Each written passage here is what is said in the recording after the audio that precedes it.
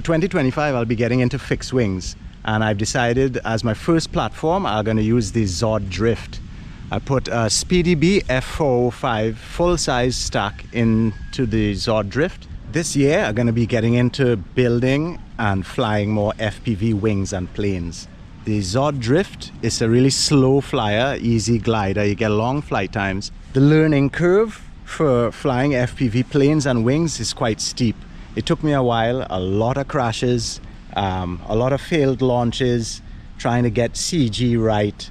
It takes a little while to get it dialed in. The thing with foam planes is a little bit of hot glue in the field, some hot glue and some tape in the field, and you're back up in the air flying. So it took me a couple crashes. It's these crashes.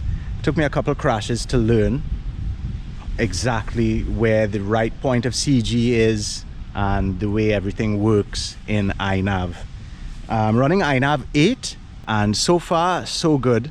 I'm still figuring out how to dial in the PIDs. This is the Flitetest Super B.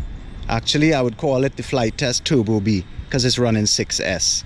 What I have is 2207, 2750 kV motors on the front there, running 6S. For video, I run in Walk Snail Avatar HD Pro Kit.